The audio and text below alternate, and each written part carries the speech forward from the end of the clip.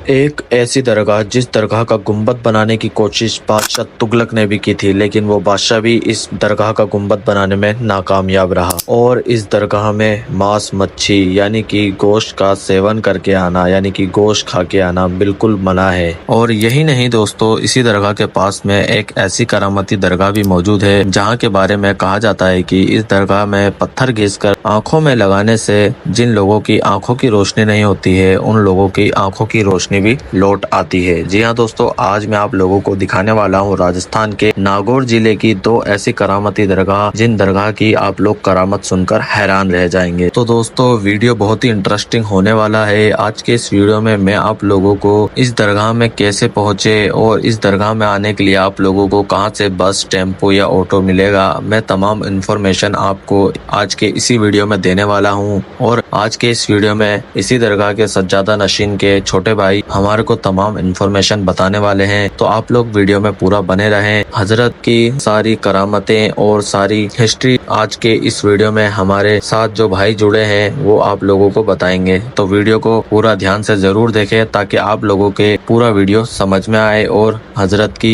पूरी करामत या और पूरी हिस्ट्री के बारे में भी आप लोग जान सके। दोस्तों अगर आप लोग हमारे यूट्यूब चैनल पर नए हैं तो हमारे यूट्यूब चैनल इरफान व्लॉग्स को सब्सक्राइब करें और वीडियो को आखिर तक जरूर देखें। तो चलिए दोस्तों आज के इस वीडियो को शुरू करते हैं।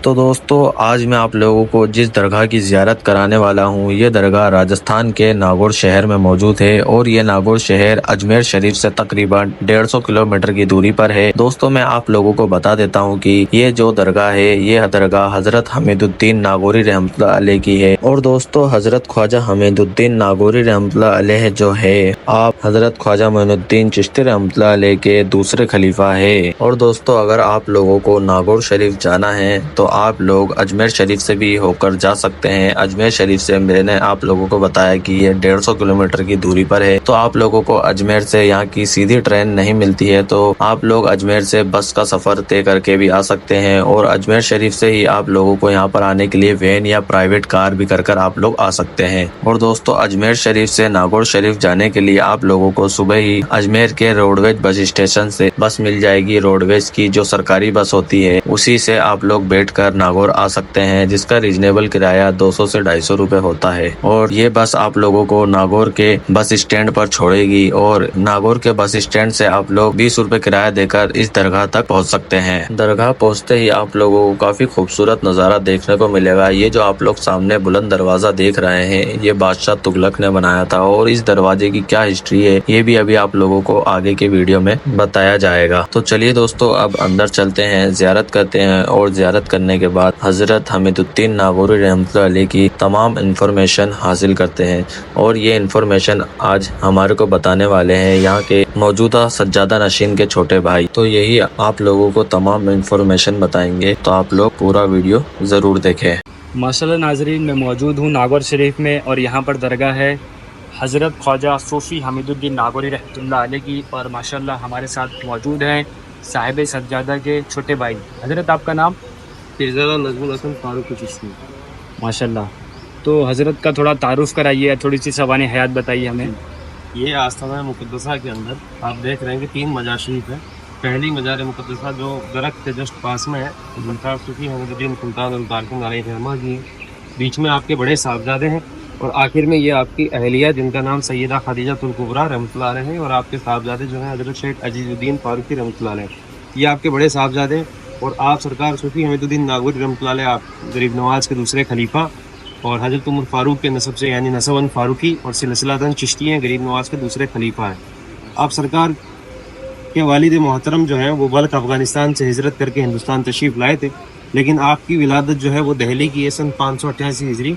फतेह दहली के बाद में अवलिन फर्जन की विलादत आप सरकार की, ये आप अपनी जो है तसानीफ में लिखते हैं। उसके बाद में आपकी जो वफ़ात है 670 हिजरी में 28 रबीउल आखिर को हुई थी। उस दरमियान जब आप नागौर शरीफ अजमेर शरीफ तशरीफ़ लाए थे दिल्ली से, तब आप गरीब नवाज से मुखातिब हुए پھر ان کے ساتھ میں تقریباً جو ہے 25 سے 30 سال کا یا 35 سال کا ایسا کچھ عرصہ گزرا ہے، اور آپ نے پھر بعد میں ان سے بیعت ہوئے، پھر غریب نواز نے اپنا مرید بنایا اور آپ کو جو ہے وہ خلافت سے نوازا تھا۔ اس کے علاوہ آپ سرکار کی خانقاہ میں آپ جتنی مقدس مزار جو دیکھ رہے ہیں، وہ جتنی بھی مزاریں ہیں وہ سب سرکار کی اولادیں ہیں، اور آج بھی یہ آپ کی اولادوں کا نجی قبرستان ہے۔ اور یہ درخت جو آپ دیکھ رہے ہیں آپ کے آستانے پہ جو لگا ہوا ہے، یہ سرکار صوفی صاحب نے اپنے ہی ہاتھوں سے لگایا تھا۔ یہ بھی تقریباً 850 سال پرانا ہے۔ کہتے ہیں کہ جو مسواک آپ استعمال کیا کرتے تھے جب آپ حج پہ گئے تھے، تو وہاں پہ کسی درویش نے آپ کو تحفے میں ایک مسواک دیا تھا۔ اس مسواک کو آپ نے جو ہے اسی زمین میں گاڑا، تو یہاں سے اسی مسواک سے ایک درخت نکلا ہے، جس کی چھاؤں میں آج آپ بھی آرام فرمائے۔ جب آپ حیات تھے تبھی اسی درخت کے نیچے بیٹھ کر کے آپ عبادت کیا کرتے تھے۔ آپ کی اہلیہ نے جو ہے آپ کو کہا تھا کہ حضور آپ کھلے آسمان کے نیچے آندھی میں، بارش، طوفان، ہر طرح کے موسم میں جو ہے وہ کھلے آسمان کے نیچے عبادت کرتے ہیں، تب آپ نے چھاؤں کے لیے جو ہے یہ ایک درخت لگایا تھا۔ اس کے علاوہ آپ سرکار نے گنبد شریف وغیرہ بنانے کو منع کیا ہے۔ بادشاہ تغلق نے بنانے کی کوشش کی تھی، لیکن 3 مرتبہ دیواریں کھڑی ہوئی، پھر وہ گر جاتی تھی۔ 4تھی مرتبہ بادشاہ تغلق کو جو ہے وہ خواب میں بشارت ہوئی، جس میں سینے پہ پرچہ ملا، لکھا ہوا تھا میرا بچھونا زمین اور اوڑھنا آسمان ہے۔ پھر بادشاہ تغلق سمجھ گئے کہ آپ سرکار کو یہ چیز ناگوار ہے، ناپسند ہے۔ اس کے بعد میں انہوں نے یہ کینسل کر کے جو باہر کا جو مین گیٹ بلند دروازہ جس کو بولتے ہیں، وہ بادشاہ تغلق نے بنوایا تھا، تقریباً 650 سال پرانا ہے۔ آپ سرکار کی زمانی حیات اگر آپ دیکھیں تو آپ نے بالکل ہی سادہ زندگی گزاری ہے، ایک دم درویش کی طرح، ایک دم اصل فقیر جس کو کہتے ہیں، وہ سرکار کی ہی ایک سب سے بڑی مثال ہے۔ آپ کا ایک بہت بڑا معروف شعر ہے فارسی میں، جس کو یہاں پہ ایک خطبے پہ لکھا ہوا بھی ہے کہ درویش نہ آن است کے مشہور ہے جہان است، درویش آن است کے بے نام و نشان است۔ یعنی درویش وہ نہیں ہے جو دنیا میں مشہور ہے، درویش وہ ہے جس کا دنیا میں کوئی نام و نشان ہی نہیں ہے۔ تو اس کی یہ پہچان ہے کہ آپ نے اپنی پوری زندگی کو سادہ مزاج اور ایک دم درویشی میں گزاری ہے، نہ دنیا کی کسی طرح کی کوئی چیز سے لالچا رکھی ہے، نہ کوئی بات۔ آپ کا لقب سلطان التارکین جو آپ کو غریب نواز نے عطا کیا تھا، اور حمید الدین بھی آپ کا لقب ہے۔ ویسے آپ کا اصل نام شیخ محمد ہے، لیکن آپ کو شیخ محمد صوفی حمید الدین سلطان التارکین الفاروقی چشتی کے نام سے جانا جاتا ہے۔ حمید الدین کہتے ہیں دین کے ہمدرد کو۔ ناگور شریف میں ایسے حمید الدین نام کر کے 7 بزرگ ہوئے ہیں، لیکن آپ جو ہیں وہ سرکار 4تھے بزرگ ہیں۔ سب اپنے وقت کے الگ الگ جو ہے حامد گزرے ہیں۔ جو سب سے پہلے حامد ہوئے تھے وہ حمید الدین ریحانی، پھر قاضی حمید الدین ناگوری جن کا مزار مہرولی شریف میں خواجہ قطب میں ہے، پھر تیسرے نمبر ہوئے حمید الدین کھوئی ناگوری جو آپ سرکار کے استاد ہیں، پھر چوتھے نمبر ہوئے حمید الدین صوفی حمید الدین ناگوری آپ سرکار آرام فرمائے، پھر ہوئے حمید الدین آسا، پھر ہوئے حمید الدین قاسا، پھر ہوئے حمید الدین مغربی۔ ان 7 حامد میں سے ایک حامد جو دہلی میں مہرولی شریف میں ہے، قاضی صاحب، جن کو قاضی صاحب کہتے ہیں، قاضی حمید الدین ناگوری آپ کا پورا مکمل نام ہے۔ اور اس کے علاوہ 6 حمید الدین ناگور سرزمین کے سپرد کھا کے ایک حامد حکم سے آپ ہیں۔ اور سلطان التارکین آپ کو لقب جو ہے وہ غریب نواز نے عطا کیا تھا، جس کا مطلب ہوتا ہے کہ ترک کرنے والوں کا بادشاہ۔ آپ نے اپنی زندگی میں دھن و دولت، ہیرے زیورات، ہر طرح کی دنیاوی لذت کی چیز کو ترک کیا ہے۔ اس میں اسپیشلی جو ہے وہ یہ آتا ہے کہ آپ سرکار نے اپنی پوری زندگی میں نان ویج کو، یعنی گوشت کو، ماंس مچھی میٹ کو جو ہے وہ ترک کیا ہے۔ اس کا ایک آپ کا صوفیانہ ریزن تھا، ایک درویش کا الگ ریزن ہوتا ہے، کیونکہ صوفی جو ہوتا ہے وہ کسی مذہب کو، دھرم کو یہ نہیں دیکھتا، مطلب وہ انسانیت کو ساتھ میں لے کر کے چلتا ہے۔ تو آپ نے ہر طرح کے، ہر مذہب کے، ہر دھرم کو ساتھ میں جوڑنے کے لیے، ایک اچھی مثال دینے کے لیے اور دین کی تبلیغ کرنے کے لیے جو ہے اس طرح سے یہ نان ویج وغیرہ کو ترک کیا تھا۔ کیونکہ آپ جس وقت یہاں پہ تشریف لائے تھے اس وقت یہاں پہ ہندو کمیونٹیز بھی زیادہ تھی، تو ضروری تھا کہ ان کے ساتھ میں گھل مل کر آپ ان میں تبلیغ کریں، یا کسی بھی طرح سے ایک صوفی کا کام یہی ہوتا ہے کہ وہ ہر دل کو راضی کرے۔ اب ترک کرنے میں جب آپ اترے تو اس کا مطلب یہ نہیں ہے کہ انہوں نے صرف نان ویج ہی ترک کیا، جوان کو لذت دینے والی ہر طرح کا سوادشٹ کھانے کو ترک کیا ہے۔ آپ نے اپنی پوری زندگی میں کہتے ہیں کہ 1.25 من موٹ باجرہ کھایا ہے، اس کو کھچڑا بولتے ہیں۔ آج بھی آپ سرکار کا لنگر جو ہے اسی کا ہوتا ہے، آپ کی فیوریٹ ڈش تھی، پوری زندگی میں آپ نے وہی کھایا ہے، اس کے علاوہ کوئی کسی طرح کا کوئی کھانا کھایا ہی نہیں۔ تو ضروری نہیں ہے کہ آپ نے صرف نان ویج ہی ترک کیا، آپ نے زبان کو لذت دینے والی ہر طرح کی چیز کو ترک کیا ہے، کہ میں کہیں اسی زبان کی غلامی میں آ کے عبادت میں کوئی خلل کر نہ بیٹھوں، ہے نا۔ تو یہ بھی ایک مسئلہ تھا۔ وہ اس کے علاوہ اگر کوئی مسئلے مسائل تھے تو آپ سرکار جانے اور ان کے اللہ جانے۔ اس کے علاوہ آپ جو دیکھ رہے ہیں خانقاہ مقدسہ کے اندر ہر طرح کی بڑی بڑی اچھی عمارتیں ہیں، لیکن آپ کا آستانہ مقدسہ بالکل ہی سادہ نارمل ہے۔ وہ اسی وجہ سے ہے، یہی آپ کا ریزن ہے کہ آپ کو نامنظور ہے، آپ نے پسند نہیں کیا، نہ 4 دیواری بنانے کا حکم دیا ہے، نہ کوئی بات۔ اس کے علاوہ آپ سرکار نے فرمایا ہے کہ میری خانقاہ میں نہ کوئی گوشت آ کر کے آئے، نہ کوئی گوشت کا لنگر کرے، نہ میری نیاز نظر گوشت پہ کرے۔ यानी आप सरकार की यहाँ नजर भी रहूंगे एक्सपेक्टेशन है। और सरकार के कुछ खुलफा के नाम आपने आपके खिलाफत खलीफा जो है वो आपके मुरीदैन वगैरह नहीं हुए, आपके पहले खलीफा हुए थे हजरत सैयद वहीदुद्दीन रहमतुल्लाह अलैह, जो आपके पहले पोते थे। सरकार के 2 साहबजादे हुए, एक का नाम था हजरत शेख अजीजुद्दीन साहब जो बड़े साहबजादे बीच में आराम फरमाए, एक छोटे साहबजादे हजरत शेख मुजीबुद्दीन साहब जो पीछे पंगातों में आराम फरमाए। जी। उसके बाद में आप शेख जो छोटे साहबजादे थे उनका विशाल बचपन में हो गया था, और बड़े साहबजादे जो बीच में आराम फरमाए ये आप सरकार से 1 साल पहले विशाल फरमा गए थे। लेकिन जब आप विशाल फरमाए उस वक्त आपके 3 पोते हो चुके थे, यानी सरकार सूफी साहब के साहबजादों का जब विशाल हुआ तो उस वक्त आपके 3 पोते मौजूद थे। एक का नाम था पहले पोते जिनका नाम था हजरत शेख वहीदुद्दीन रहमतुल्लाह अलैह, फिर दूसरे हुए मंजिला पोते शेख फरीदुद्दीन चाकपर्रा रहमतुल्लाह अलैह, तीसरे हुए शेख नजीबुद्दीन रहमतुल्लाह अलैह। तो नजीबुद्दीन रहमतुल्लाह अलैह जो तीसरे पोते थे उनका भी विशाल बचपन में हो गया था। फिर 2 पोते बचे थे, एक तो मंजिले पोते जिनका नाम था फरीदुद्दीन चाकपर्रा, और एक अव्वल पोते जो थे आपके उनका नाम था शेख वहीदुद्दीन रहमतुल्लाह अलैह। सरकार सूफी साहब ने खुद बजाते मंजिले पोते शेख फरीदुद्दीन चाकपर्रा की तरबियत की, उनको इल्म दिया, और सरकार ये चाहते थे कि मेरा जानशीन आप मुकर्रर हो।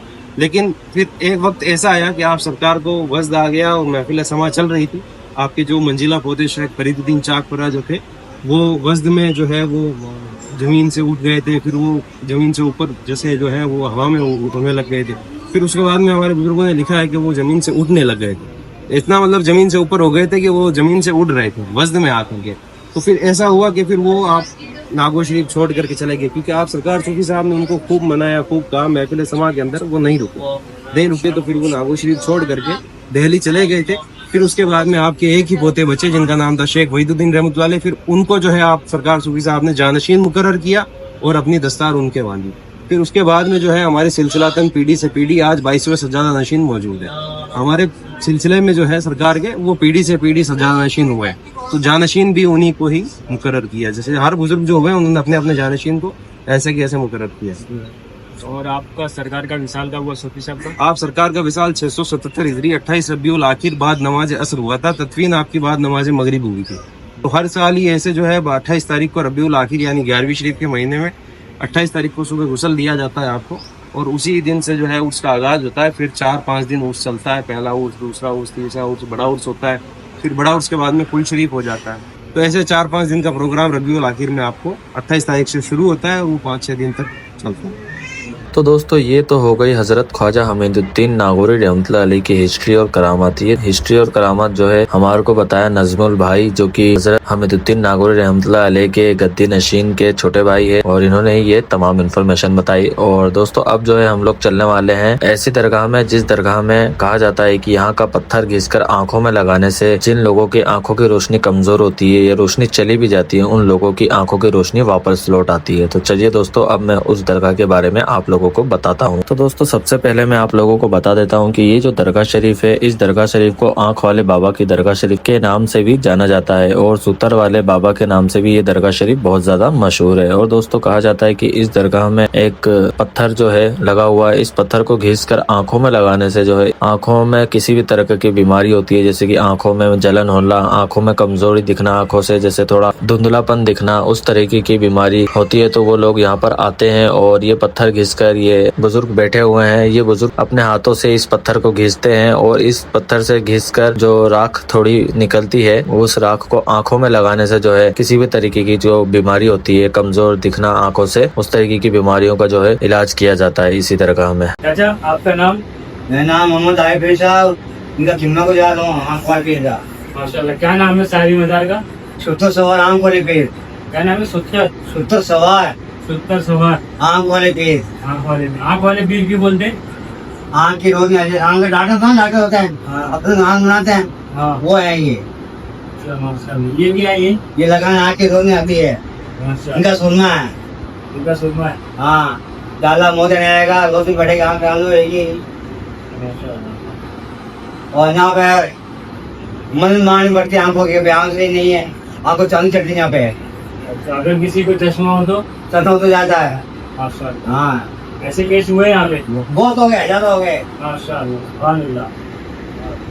और दोस्तों ये जो दरगाह शरीफ बनी हुई है, ये दरगाह शरीफ हज़रत हमीदुद्दीन नागौरी रहमतुल्लाह अलैह की दरगाह शरीफ के अहाते के अंदर ही है। दरगाह शरीफ जो हज़रत हमीदुद्दीन नागौरी रहमतुल्लाह अलैह की है, उस दरगाह से तकरीबन 5-10 कदम की दूरी पर पैदल चलने के बाद जो है मतलब दरगाह शरीफ के अहाता जो दरगाह शरीफ की बाउंड्री है, उस बाउंड्री के अंदर ही ये आँख वाले बाबा की दरगाह बनी हुई है। तो दोस्तों अगर आप लोग नागौर शरीफ जाते हैं तो ये आँख वाले बाबा की दरगाह में भी जाकर ज़ियारत कर सकते हैं और यहाँ की जो करामत है वो भी आप लोग अपनी आंखों से जाकर देख सकते हैं। और दोस्तों नागौर शरीफ में एक और दरगाह शरीफ बहुत ज़्यादा मशहूर है और दोस्तों कहा जाता है कि इस दरगाह में गौस पाक दस्तगीर के बड़े साहबजादे की मज़ार बनी हुई है। तो दोस्तों इंशाल्लाह अगले वीडियो में मैं आप लोगों को गौस पाक के बड़े साहबजादे की मज़ार शरीफ जो नागौर शरीफ में ही बनी हुई है, तो इंशाल्लाह वहाँ की भी वीडियो मैं आप लोगों तक पहुँचाऊंगा। अगर आप लोगों को हमारा ये वीडियो पसंद आया तो आप लोग हमारे यूट्यूब चैनल इरफान व्लॉग्स को सब्सक्राइब करें और इस वीडियो को लाइक ज़रूर करें। दोस्तों मिलेंगे ऐसे ही नेक्स्ट वीडियो में, तब तक के लिए आप लोग अपना ख्याल रखें।